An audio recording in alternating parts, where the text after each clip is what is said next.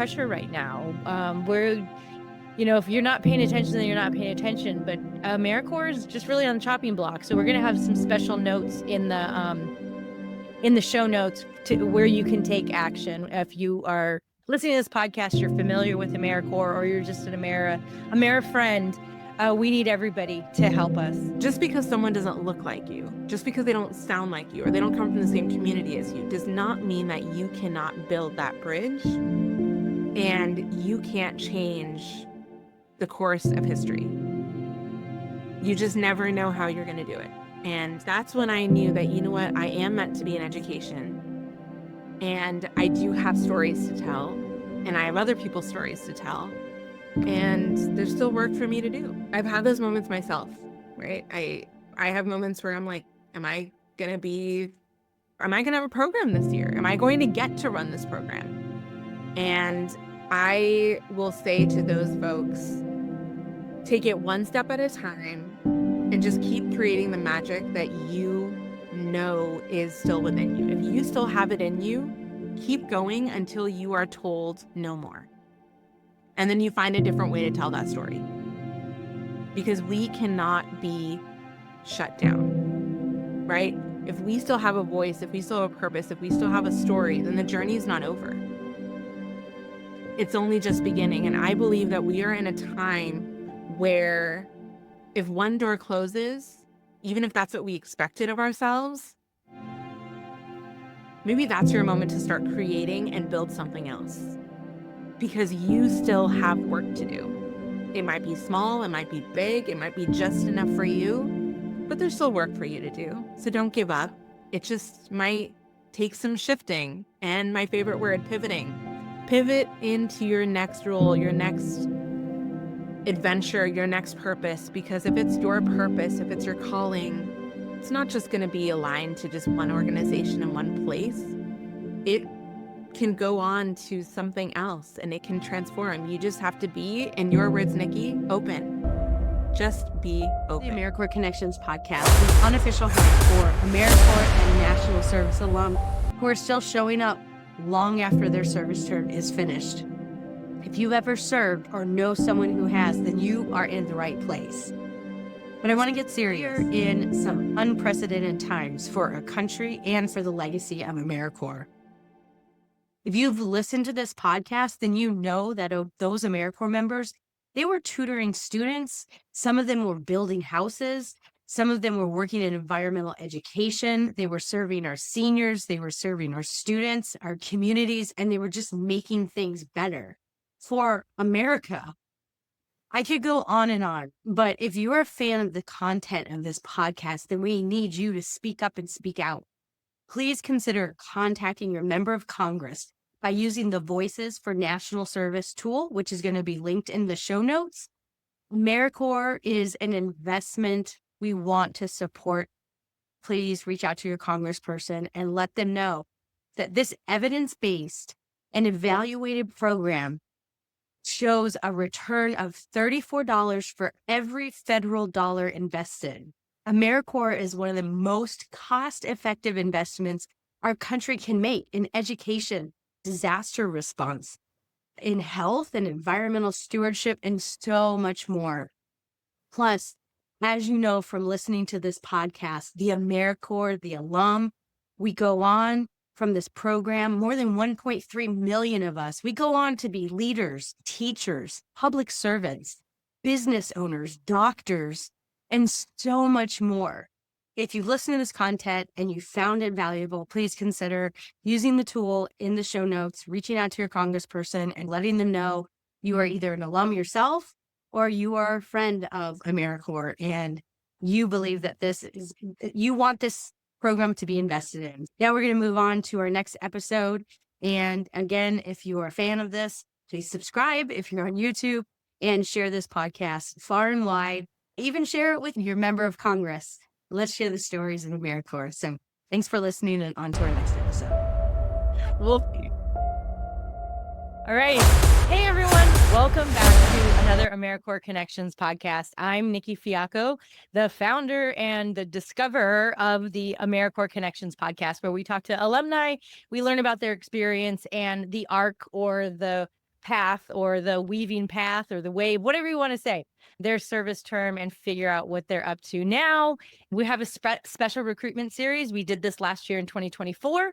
And so I'm excited to be here today with Sneha from the Bay Area Youth Agency Consortium. But we are going to call it consortium, whatever you said. But we're going to call it BayAC for the podcast. I'm excited to learn about your experience and share with the guests, and then learn about your program is currently recruiting for the next generation of AmeriCorps members. So, Sneha, let's hear your story. Sure. Yes. First of all, thank you for having me, and good job on the name. Fantastic. Really knocked it out of the park. My story is I've been in education my entire career. And when COVID hit, I had just, right before I had stepped out of the classroom and then kind of took a break for a little while, just mid-year, right when COVID was being discovered and they weren't talking about it. So it was kind of a mum's the word. And then I began covering for a teacher on maternity leave at a local school. And then we got news nationally that, hey, schools need to close down for a minimum of 2 weeks. And that 2 weeks turned into forever, and we never went back. But in that time, I kind of took some time to really get to know myself and think about what direction I wanted to go in again. And that's when I saw all these job postings on Indeed and LinkedIn for a member, a fellow in an AmeriCorps program. And I thought, youth development, that's my thing. I've always loved it. And even though I was not entry level, I wasn't a new grad, I thought, this is something I can do. It seems to be virtual. I can do this. Let me try it out.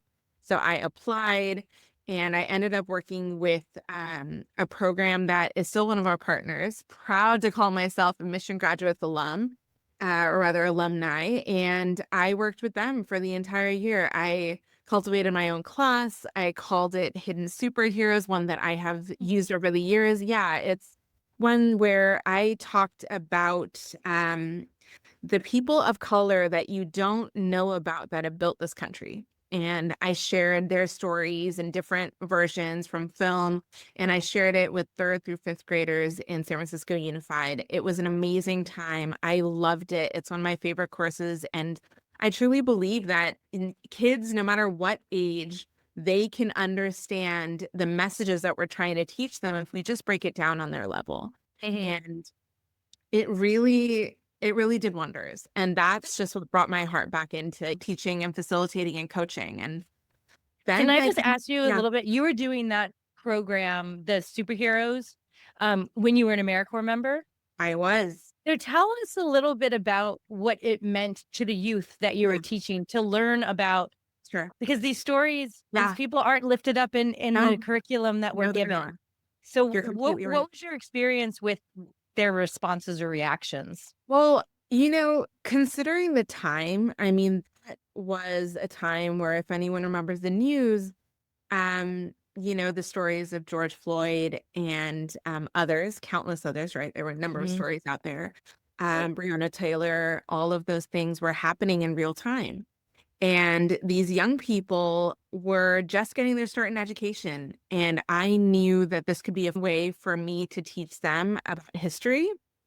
And I knew that if I could reach their minds and their hearts, then there's a chance that when they're in charge, they won't repeat it.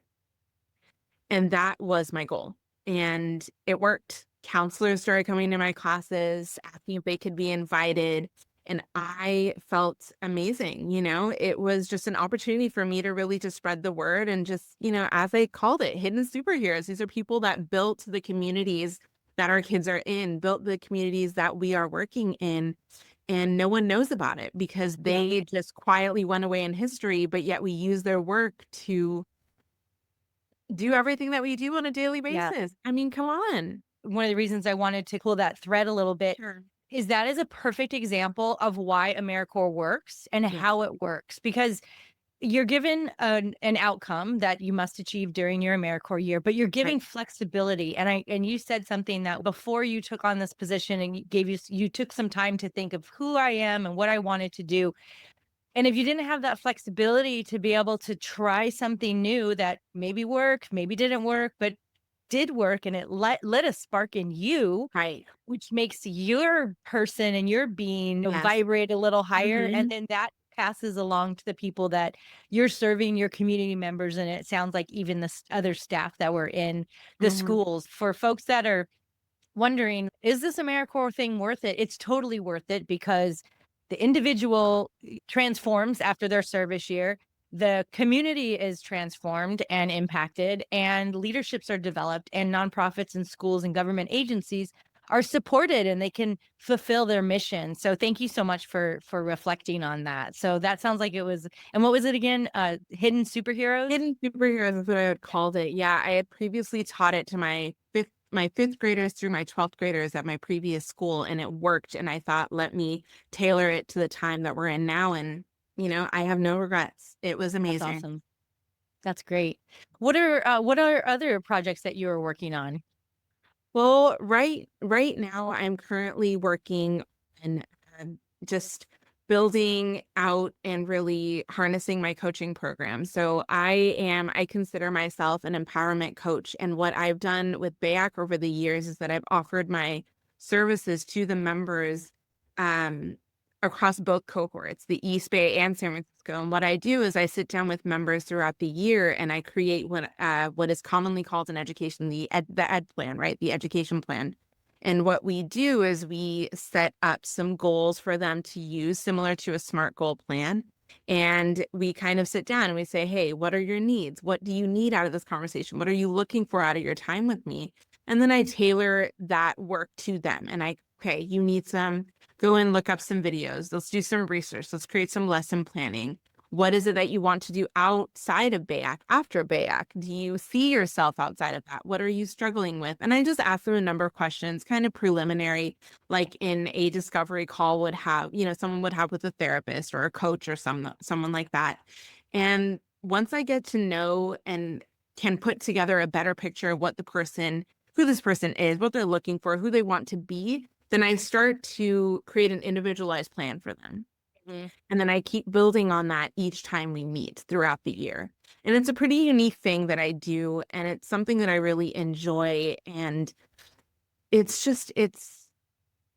something that just really makes me feel whole. No matter where I am, I've always found that it's something that I gravitate towards is making sure that every person that I meet, that is, whether they're on my team, my colleague, my friend, one of my clients, that they are living their pathway to happy, right? So one thing that I say in this book that I was working on at the same time that I started BayAC was that everyone should have the power to design their own day. Prioritize yourself and design your day. Turn off all the noise, whether it be from family and friends and what have you, and just take a deep breath and just meditate and think, what is it that you want to be? Who do you want to be? When you were a little person, when you were, a young person and you had a dream and then you spoke it out loud and someone said either it was a good idea or they said, no, I don't see that for you. And when they often say no, then you start to shape yourself based on their goals and their dreams for you. And then somehow that little person inside you, that super person, that super woman or man or what have you, disappears and just becomes a small little thing inside the deepest part of who you are. And you just kind of squash it throughout the years because you're saying, that's not for me. That's who I am. But then one day you wake up and you go, this isn't what I envisioned for myself. And then you have to wake up and say, what did I envision for myself? Can I make that happen today? Am I willing to do it? And not everyone does, not everyone is. But if you are, you find yourself questioning and doing some inner work. And that's where I come in, to say, hey, let's knock on that door. Let's open it and let's take that first step. You're speaking my language. I was just having a conversation with someone today about taking a step back and just and looking and saying, am I following my goals or am I following society's goals? And we know we always vilify the parents, but I really think it's really like what's in the zeitgeist. Right. And I was talking to somebody, I was like, I didn't even know this, but I actually wanted to be a stunt person, but I didn't Oh. know that that could be a career. Like I was a Mhm. gymnast and I Mhm. loved performing and I Mhm. loved just failing and falling flamboyantly and making it Mhm. funny and silly. Mhm. Mhm. I grew up watching Dick Van Dyke and Her. Lucille Yes. Ball, Yes. Robin Yes. Williams. They were slapstick physical Yes. comedy. And I Mhm. just never could articulate that that's what I wanted to do. And I grew up, you're out in California. I grew up in San Diego. Yes.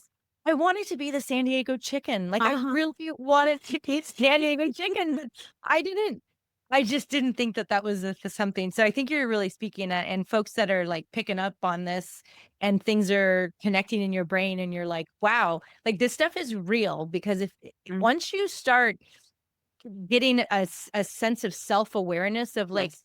why am I doing this? Then you're actually able to make more decisions than you probably ever thought were possible. And I always like to say, if you can have an open mindset Mhm. and you can just really position yourself and say, you know, I can do or be or have anything that I want if I truly believe it. And that is not, I am not Pollyanna. I am not like toxic positivity. I've seen it work time and time again in Mhm. my own life and others. So that's so awesome that you work with these AmeriCorps members and that you found yourself back to BayAC. So Yes. when you were in your service year, Mhm. how long was your service term and did you go straight to So working for BayAC? both excellent questions. When I was a member, our program was 10 months long. So we went from August through June. And what happened is towards the end, my then regional supervisor, she approached me and she said, "Hey, there are some openings on the team. Would you like to help us run the team? You know, go from that to that." And I was like, I don't know. And then she said, "Okay, well, here's the information of my director. She would like to speak with you. Why don't you connect? Because we really think that you'd be an amazing addition to the team." And then she and I spoke. And she was like, "You know what? You bring so much experience to the table. You would be phenomenal. I would love to learn from you. And I think our team would be better for having you on it." And I thought, you know, maybe that's worth it because I was debating. I was like, do I want to stay with this organization that I'm working in, or do I want something else? And I was Mhm. trying to figure out, where do we want to live? What's going on? How will this impact my family? And then I said, this job just might be what I'm looking for. Because what was the biggest part of it for me was that I could still do my coaching. And that's what was sold to me. It wasn't the administrative part. It wasn't the documentation. Those were pieces that I was like, that's not attractive to me. Anybody sold on that? People out there, you can find them, I'm sure. But, but for me, I mean, yes, I can document all my work, but I love the spontaneity of conversation. I love coaching people. I love having organic conversations, helping them find their why, their beauty, all those things. That's just my thing. And when I thought, hey, I can bring that into this role, as long as I can manage all the pieces and make them work together like a puzzle, let me give this a shot, you know? Yeah. And, that was, 2020, 2021 is when I served. And then, right after that, what is it, that July, I accepted the position. I said, you know what, I'm going to do it. I did an interview on professionalism because that's really important to me. And I'm nerds, but I had that, and then when the offer finally came in, I was waiting and waiting and waiting, and then I said, this is going to be a challenge, but I can do it. And I said yes, but I was so nervous that I was like, can I do it after? Because they wanted me to start, but my birthday is in July. And I was like, okay, wait, I need some time to just like chill for just a minute. So I said, okay, the day after. So then I started the day after, and oh my God, it was just it just felt great. It just felt right once I started to meet our other teammates and just how we were building and the vision. I thought this is going to be a ride. Yeah. Yeah. What I found is when I want something and then I do everything I can Yes. and then I let it go Yes. and I just give up and not give up, but I just, I'm not religious, but I am spiritual. Right. I just give it to Yes. God or give it to Yeah. the universe. Whatever's supposed to be is supposed to be. Yes. When it's a good fit, it just feels so good. And it really does feed your soul. So that's just a great story. And it's something that you said that is, you're kind of like, can I really do it? That limiting belief or that self-doubt can settle in. And I think to your point earlier, that's when I think it's that little voice inside that somebody's been telling you, you're not good enough. You don't know how to do it. Kind of is like, could you really do it? And you're like, I don't know. And then you just got to go, yeah, I could do it. You're 100%. You are 1,000%. You hit the nail on the head, right? It's like that little voice that you think that you can trust, but it's telling you don't even try and then you'll be safe. Yeah. Yeah. And I think as we get older, especially for, I hate to say it, but especially for women, we have to get more comfortable saying yes to that gut feeling, because if we hear it, we go, yes, I want to do it. That's the feeling that we need to pursue, not the no's, not the it'll be hard, not the, oh, that person said that one thing or that person. We need to go for it. If initially our instinct says it'll be hard, but maybe I can try, go for that. That's my message to every woman out there, no matter how old you are. If you want to try. You just might be what they need. I love that.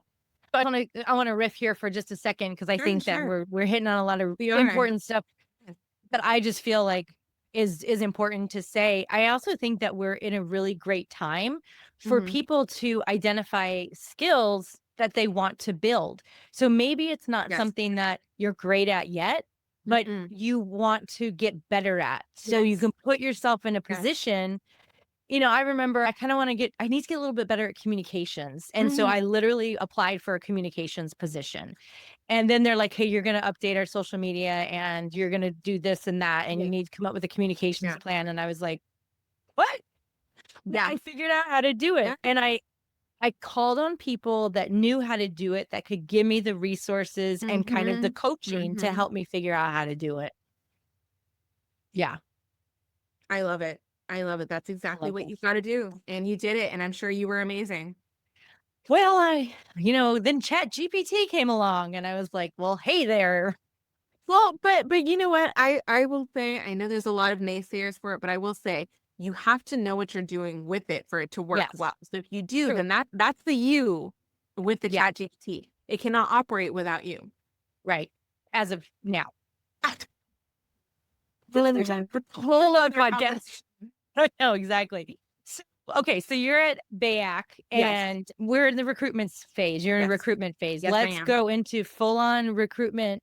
All eyes on you. Tell us what we need to know about the upcoming service year and who you're looking for and the timeline and everything we need. Yeah, absolutely. We still have some positions available in the San Francisco area and a few in the East Bay. And we're looking for people that want to work with young people in vulnerable communities, right? So if you are living in San Francisco or in the East Bay and you feel like you're the one to do it, and as long as you're 17 years of age and you have residency in California or the US, you will be amazing. You have the potential. That we accept anyone as long as they're 17 years of age, have a GED or a high school diploma. That is a minimum requirement to work in our programs. There is no age cap. If you're willing to do it and you have the capacity, you are welcome to join our team. And of course, if you are Spanish bilingual, that is a huge plus. We have a huge need for that as well. We are an 11-month program. We are awaiting our to be determined start date officially, which will happen in the next couple of months. And then we will go for 11 months exactly. I have 2 dogs and 2 kitties, and the kitties just got their food. So sorry, everybody. But yes, I'm a big animal person as well. But yes, what I will say is that we are accepting applications. As I mentioned, we're going for 11 months. And we're really just looking for people that want to make a difference, want to work with young people.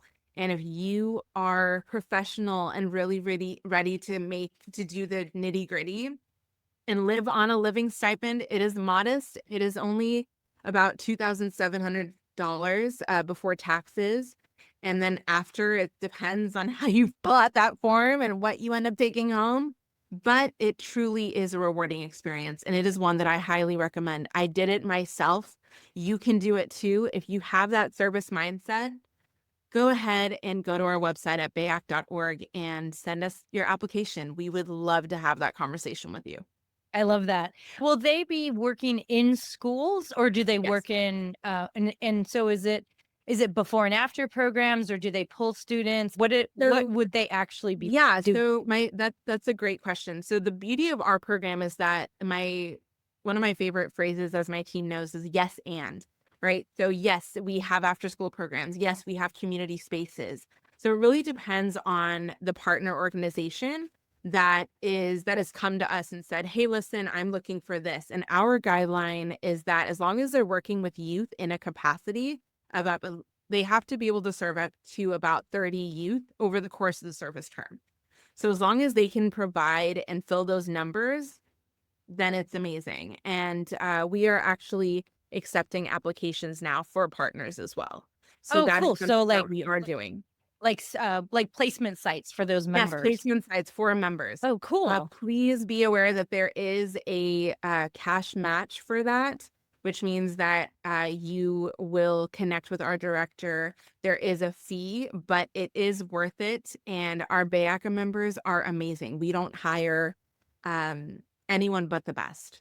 Yeah. So And please how many hours a week do they average? Do the members average? that is an excellent question. So BayAC AmeriCorps has, we are all full-time. So it is a full-time position akin to a full-time job, Monday through Friday. Some programs offer weekend hours, and it's really a unique setup, right? Where you get a Yeah. living stipend and you're really just serving every single day and just making a difference. And you have a very set schedule. But it's an amazing experience. And for organizations that are listening to this, or people that are like, what the what? You get a full-time member that's serving up to 40 hours a week, maybe 30 out, Yes. 38, whatever if you think about it, I can't imagine that the cash match is anything close to what it would take to pay a full-time employee to do, or not employee because it's but a full-time person to do the type of work. And then for those members that are like, oh, this sounds like something I'd be interested in, I want to learn more about it, definitely go to the website and learn more about it. But just like we were talking about earlier, this is an experience that is curated for the site and for the position, but the flexibility in what you can learn, and you bring they're working in a cohort, so it's not Yes. like is that right? So talk a Yes. little bit about the benefits of the cohort. Absolutely. So the cohort is where it gets a little interesting, right? So we have the San Francisco cohort and we have the East Bay cohort. So the San Francisco cohort is a set organizations in the San Francisco Bay region, and those individuals typically live and work in San Francisco. And then we have the East Bay cohort where they typically live and work in the Hayward, Oakland, San Leandro area, and they serve our partners in that region as well. So it's very unique. It's very incredible. And what we do is, though we offer moments where there's orientation, there's time throughout the year where they gather with both cohorts, and we offer them professional development opportunities, team building, coaching, one-on-one check-ins, things of that nature, right? We do that career coaching piece, but most times they are just with their cohort and their regional supervisor.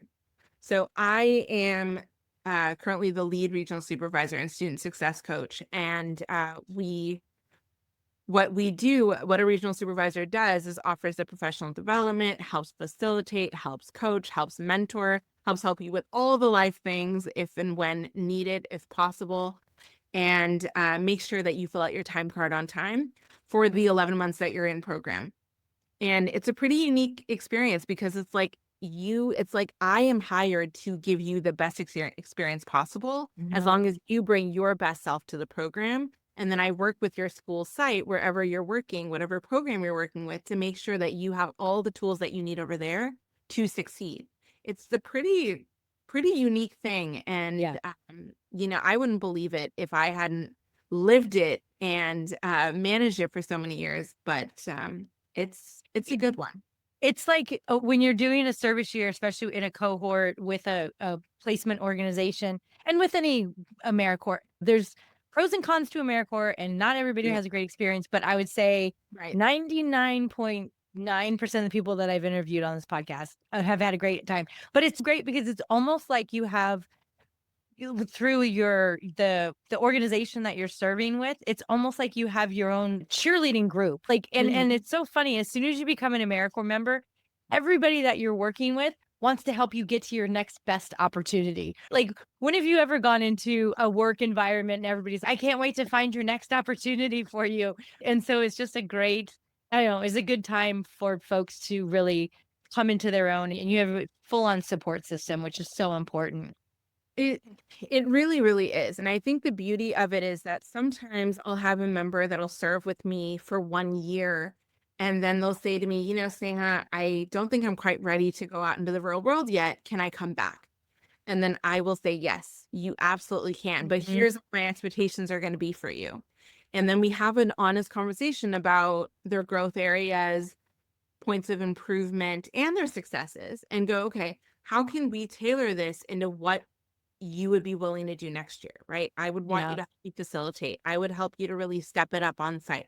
I would want you to help step it up on our team days, right? We do every other Friday team days, which is a space where other members in, say, my region, the East Bay, are getting together with me, and I'll provide them with coaching on a number of topics, whether it be facilitation, whether it be interpersonal communication, or we'll hire a trainer for, youth mental health first aid, something we've done in the past, youth trauma, right? Things of that nature that are designed to help build their toolbox, as I often say, right? We want the members to come into our program having skills, yes, but also adding to their skill sets, that when they leave us, they have things that they can use in their career going forward, whether it's to be in education or not. And oftentimes, they do stay in education. They may pivot and go to a different arena, but their time with us always teaches them so much about who they are, the type of person that they want to be, and the type of person that they've transformed into from the beginning to the end. 11 months is a long time. And it can be very harrowing. As you mentioned, not every member has the experience of a lifetime. But I truly believe that, like anything, you get what you put into this work. Yeah. You see it as an experience, and hey, there's going to be days where I'm like, nope, don't talk to me, I'm out. But then there will also be days where the kids they just melted your heart. Your colleague said that one amazing thing. Someone acknowledged you. You ran an amazing lesson. You facilitated a workshop. You built a club. You did an after-school program. When those things start happening, those are your whys. Those are your little glimmers. And I always tell my members, focus on those moments. As if you're going to stay in education, which is a very high pressurized situation as it is, you want to remember those moments of things that you did well, and it was because you were a part of that experience.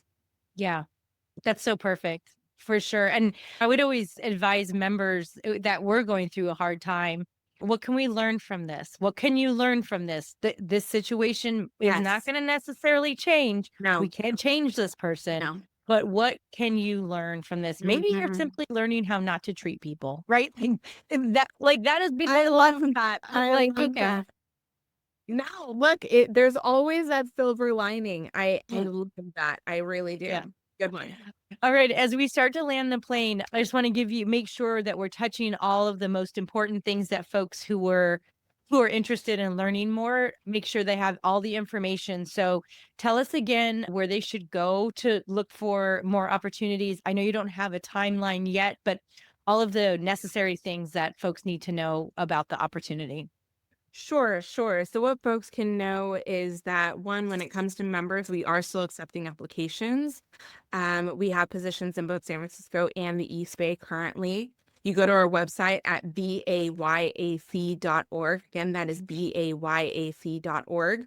We will have our Airtable, which will show you the current open positions, which you can go ahead and keep in mind. And when you fill out your application, we'll be asking for a cover letter, your resume, and you can put in some preferences based on what you see there. And then from there, you will, your application will come to me, and you and I will have a conversation. We'll do a phone screen, get to know each other a little bit better, determine if you're a good fit for our program, and then we'll start going shopping for schools, as I say, where I will be sending your profile over to my colleagues, and they will decide, I like this. I like what I see. Let's have a conversation. And then we'll get those interviews going. And hey, if you're exactly what we need, we will get you that match. And then you'll be off into onboarding. That's amazing. Yeah, that matchmaking is so fun. Mm-hmm. I was on the other side of that too, and it was so much fun. I was like, we will find this person a site. Oh, it was so great. Yeah. You have that energy, and and you're like, oh, it's a little bit of work, but when you get that win, you take it personal. You take it personally. Yeah. Well, this has been such a great conversation. I want to also just finish out by reflecting on your service year. And when you think about, you took some time during COVID to think about who you wanted to be, how you wanted to move forward. What's something that during your service year that that really kind of made you go, yeah, this was the right decision. I'm glad that I did that. I'm glad I did an AmeriCorps year, and I can already see that this is going to have a big benefit and then or transformation in my life. And then also after that, what would you say to folks that are AmeriCorps alum and maybe even current AmeriCorps members or program directors? We are under a lot of pressure right now. If you're not paying attention, then you're not paying attention. But AmeriCorps is just really on the chopping block. So we're going to have some special notes in the show notes to where you can take action. If you are listening to this podcast, you're familiar with AmeriCorps, or you're just an Amera friend, we need everybody to help us. So let's go with first, what was that aha moment during your service year? Ooh, hard to pick just one, but I would say there's one moment in particular where I had a couple of third graders, and one was Indian and the other was African American. And they had just watched a film, the original, there was a film made about Ruby Bridges and her story. And I showed it to them, and I asked them, I said, does it matter who your friends are? If they don't look like you, or if they don't sound like you, what is the lesson here? And I knew what I wanted them to say, but one of my boys, he said, I don't care where you're from. I just want to play. And it was the simplest, purest thing, but it was so true, right? Because I hate to say it, but young people are taught so many things. They're taught to detest, they're taught to hate, to dislike, right? Based on the environments that they grew up in. And Ruby Bridges' story is one in which a girl goes to a school, has the sweetest white teacher, and then all of the other classmates and their parents said, oh my gosh, this is an abomination, and took them out of class because she just could not be there. But she had every right to be there, and she decided that she was going to stay, and so did her teacher. And it's moments like that just show you that change is possible. It may be really, really hard, but it is possible. And I knew that was a really hard lesson to show my kids. They were young, but all they saw was a little girl who wanted to have friends and wanted to go to school and just wanted to be, quote unquote, normal. And that's all they wanted for her. And they were sad for her. And they thought, I would never do that to somebody.